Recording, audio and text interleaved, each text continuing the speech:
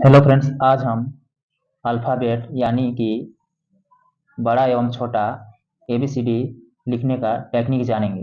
क्योंकि बहुत से ऐसे विद्यार्थी होते हैं जो एबीसीडी कौन सा लाइन में लिखना है और कैसे लिखना है नहीं लिख पाते हैं सही ढंग से।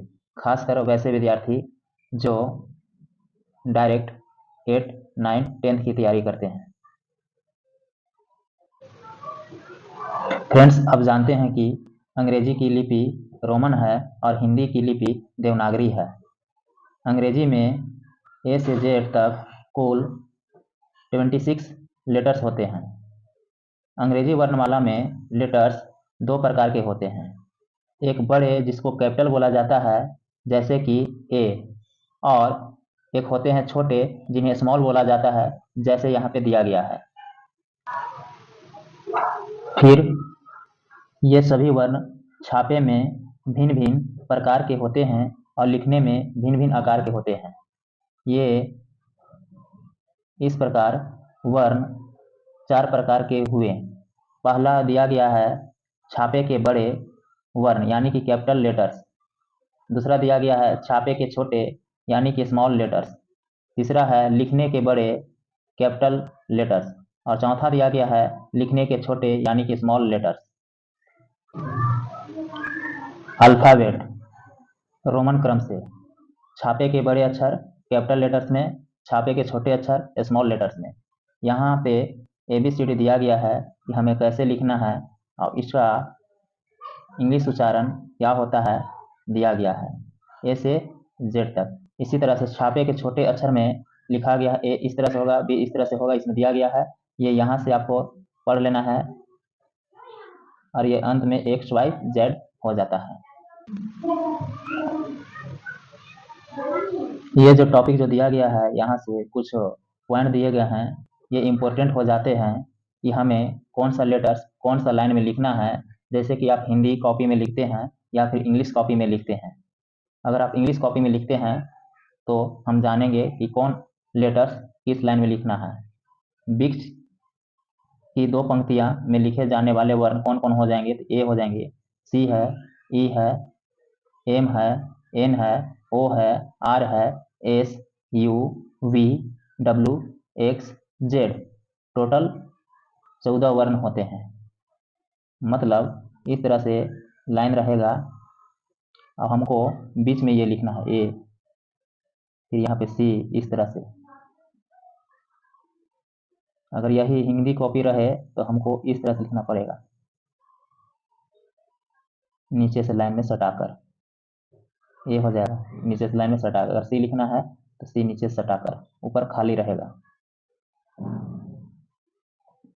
2 में दिया गया ऊपर की 3 पंक्तियां में लिखे जाने वाले वर्ण बी, डी, एच, के, एल, टी, मतलब इस तरह से रहेगा। तो हमको लिखना है बी, तो बी यहाँ से ऐसे हो जाएगा, ये यहाँ हो जाएगा बी। फिर डी लिखना है तो डी ऐसे हो जाएगा, एच लिखना है तो एच ऐसे हो जाएगा। अगर यही चीज़ को अगर हम हिंदी कॉपी में लिखेंगे तो इस तरह से लिखाएगा बी, डी, एच, इस तरह से। अगला पॉइंट है 4 पंक्तियों में लिखे जाने वाले वर्ण यानी कि सिर्फ एफ कर्सिव में लिखाएगा, ये यहाँ से जाकर ये ऐसे हो जाएगा। 4 में दिया गया है नीचे की पंक्ति में लिखे जाने वाले वर्ण, अगर इंग्लिश कॉपी में रहेगा तो इस तरह से लिखाएगा। अगर जी है, जे है, पी है, क्यू है, वाई है, यानी कि टोटल 5 होते हैं। जी लिखना है तो आप यहाँ से जी लिखिएगा इसे, जे लिखना है तो यहाँ से ऐसे जे हो जाएगा, पी लिखना है तो यहाँ से पी हो जाएगा, क्यू लिखना है तो यहाँ से क्यू हो जाएगा, वाई होगा तो यहाँ से ऐसे हो जाएगा। इस तरह से आप अध्ययन कर सकते हैं। हिंदी कॉपी में लिखना है तो इस टाइप से लिखाएगा, कैपिटल लेटर स्मॉल में लिखना है तो ऐसे लिखाएगा, यानी कि ऊपर का लाइन और नीचे का लाइन में सटा हुआ रहना चाहिए और सीधा सीधा लिखना है। ए, बी, सी, डी, जेड, यानी कि ए से जेड तक आप लिख सकते हैं। स्मॉल लेटर में लिखना है तो ऊपर वाला लाइन छोड़ देना है, नीचे वाला लाइन से लिखना है। ए यहाँ पे लिख कर बताया गया है, बी कैसे लिखाएगा, सी कैसे लिखाएगा, डी कैसे इस तरह से आप जेड तक लिख सकते हैं।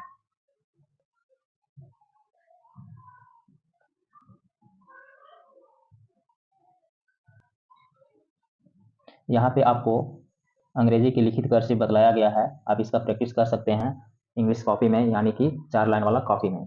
ए कैसे लिखाएगा, बी कैसे लिखाएगा, सी कैसे लिखाएगा, डी कैसे लिखाएगा। अब यहाँ पे देख सकते हैं किस तरह से बताया गया है इसे। अंग्रेजी में अगर ए लिखना है तो 2 पंक्ति में सटा कर लिखा जाएगा। बी लिखना है तो ऊपर से 3 लाइन यहाँ तक हो जाएगा, नीचे वाला लाइन टच नहीं करना है। इसी तरह डी, ई देख सकते हैं। एफ को बतलाया गया, सिर्फ एफ ही ऐसा लेटर है जो 4 लाइन में होता है। जी को आप देख सकते हैं, नीचे से ऊपर वाला लाइन छोड़ के नीचे से गिन सकते हैं, 1 2 3, ये यहाँ से गिन सकते हैं इस टाइप। एच हो जाएगा I J K L M N O P Q. Q को आप देख सकते हैं कर्सिव में कैसे लिखा है इसे। क्यू यहाँ पे देख सकते हैं, R S T U V W X Y Z. आप भी इस टेक्निक को अपनाइए, अपने हैंड राइटिंग को सुधारिए।